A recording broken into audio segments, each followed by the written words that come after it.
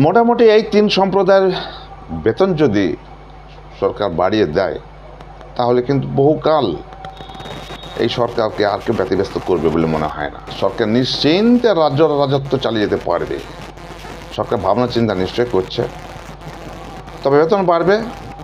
তবে এই মতে এই যে তৃতীয় সম্প্রদায়ের কথা বলছি, তাদের বেতন বাড়বে কিনা এখন নিশ্চিত নয়।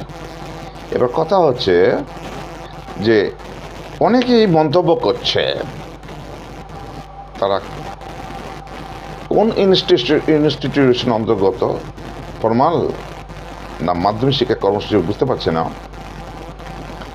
তারা আন্দোলনে যাওয়ার কথা অনেকে ভাবছেন, বলছেন, তিতিবিক্ত হয়ে গেছেন। বেতন পাড়ার কাহিনী গল্প তাদের আর ভালো লাগছে না, তার বৃহত্তর আন্দোলন করে তোলার কথায় বলছেন। অনেকে আবার কোর্টে যাওয়ার কথা বলছেন। কিন্তু বন্ধু, কোর্টে আপনি যেতে পারেন, বেতন বৃদ্ধির লড়াই নিয়ে আপনি কোর্টে যেতে পারেন, সুপ্রিম কোর্টে যেতে পারেন। সুপ্রিম কোর্টের অর্ডার রাজ্য সরকার মানতে বাধ্য, কিন্তু সুপ্রিম কোর্ট অর্ডারটা আপনাকে দেবে কেন? আপনি ডিএ বৃদ্ধির অর্ডারের জন্য হয়তো উৎসাহী হয়ে বলতে পারছেন, কিন্তু ডিএ বৃদ্ধির তাদের যে গাইডেন্স আছে, তাদের নিয়ম নীতি আছে, অ্যাকর্ডিং টু প্রসিডিউর আছে, লিগ্যাল প্রসিডিউর আছে, সেগুলো বিচারপতি পুঙ্খানুপুঙ্খ ব্যাখ্যা করছেন, দেখছেন, বুঝছেন, তারপর তো রায়টা দিচ্ছেন। কিন্তু এই সমস্ত শিক্ষক শিক্ষিকাদের জন্য যখন সুপ্রিম কোর্টে যাওয়া হবে, সেখানে গাইডলাইন্স একইভাবে রুলস অ্যান্ড রেগুলেশন সমস্ত কিছু সুপ্রিম কোর্ট দেখবে।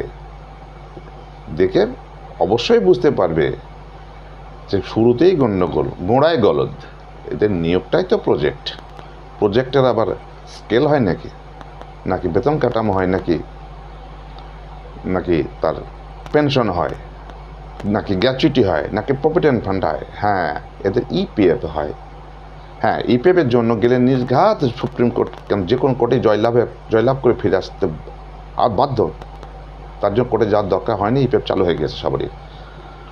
যাই হোক, যে জিনিসটা এখন সম্পূর্ণ সরকারের সদিচ্ছার উপর নির্ভর করছে, মানবিক সরকারের ওপর, অর্থাৎ মানবিক সরকারের মানবিকতার উপর নির্ভর করছে। সুতরাং সেই সরকারের সেই মানবিকতার দিকে তাকিয়ে থাকাটাই এখন বাঞ্ছনীয়।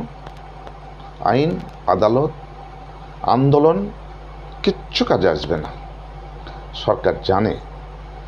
সরকার জানে যে এইভাবে আইন সিদ্ধ হয় না। সরকারকে মানবিক দৃষ্টিকোণ দিয়ে বিচার করতে হয়।